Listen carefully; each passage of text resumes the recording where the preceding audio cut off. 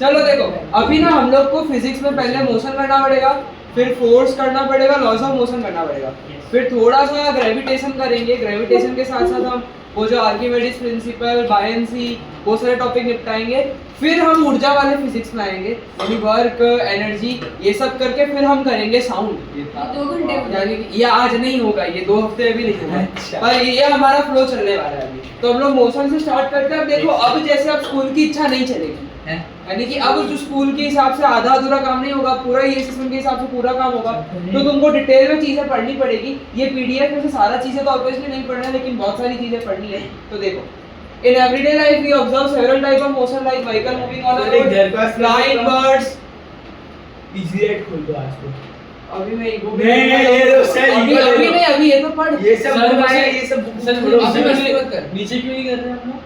नीचे क्योंकि ये चेयर नीचे नहीं है। तो ले जाते हैं यार सर अभी अभी आलस आ रहा है। प्लीज सर तो नीचे क्लास यार पढ़ाने दो ना। ये दिखता ही नहीं। अलग-अलग टाइप ऑफ मोशन हम लोग देखते हैं। Vehicle moving on a road, flying birds, movement of needle of watch, movement of blades of fan, circulation of blood through when and artery, मतलब मोशन बॉडी के अंदर भी है। इतने अलग-अलग तरीके के मोशन हम लोग डेली लाइफ में ऑब्जर्व करते हैं।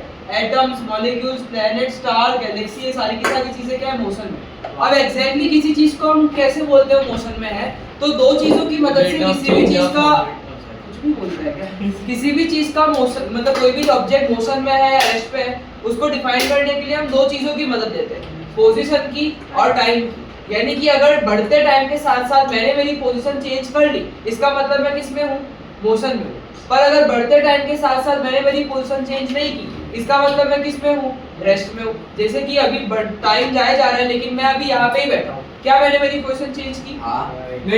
नहीं की ना, मतलब मैं किस में हूँ, रेस्ट में। लेकिन अगर मैं यहाँ से उठ के उधर चला जाऊँ, तो टाइम के साथ साथ मेरी पोजीशन भी क्या हो गई, चेंज हो गई। इसका मतलब मैं किस में हूँ, मोशन में। तो यानी अगर किसी भी ऑब्जेक्ट का position with respect to time change हो रहा है, इसका मतलब वो ऑब्जेक्ट किस में है, मोशन में है। लेकिन अगर किसी ऑब्जेक्ट का position with respect to time change नहीं हो रहा है, तो वो किस में है, रेस्ट में है। तो मोशन देखो, में नहीं है। हाँ पर मोशन में नहीं है, तो रेस्ट में है। ये तो साइंस की तो आने में टाइम है, तो नवंबर रेडी क्या मैथ्स की कब आएगी? मैथ्स की 1 हफ्ते 10 दिन में आ जाएगी। इफ अ बक एक हफ्ते की 10 दिन की, एक हफ्ता 10 दिन। अब वो तू एनालाइज कर।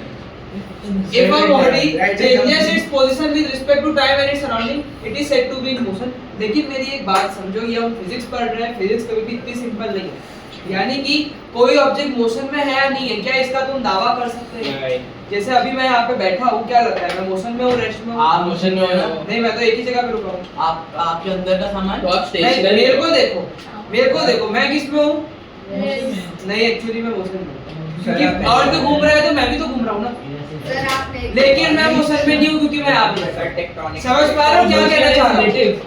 यानी कि ये सारे जो टर्म्स है ना, ये हमारे आजू बाजू की सराउंडिंग को देखकर हम लोग मतलब देखकर बता सकते हैं। मतलब हम लोग रेफरेंस पॉइंट का मदद लेते हैं। किसका मदद लेते हैं? रेफरेंस पॉइंट का, या फिर something we call frame of reference. अब तुमने मुझे देखा है ना, मेरे को देखा, तुमने बोर्ड को देखा, तुमने बेंच वगैरह को देखा कि भाई ये सारी चीजें एक जगह पे रुकी हुई है, मैं भी एक जगह पे रुका हूँ।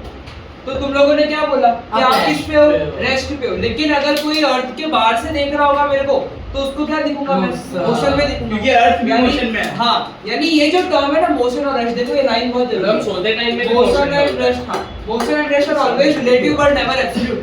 मोशन और रेस्ट हमेशा रिलेटिव टर्म होते हैं। रिलेटिव या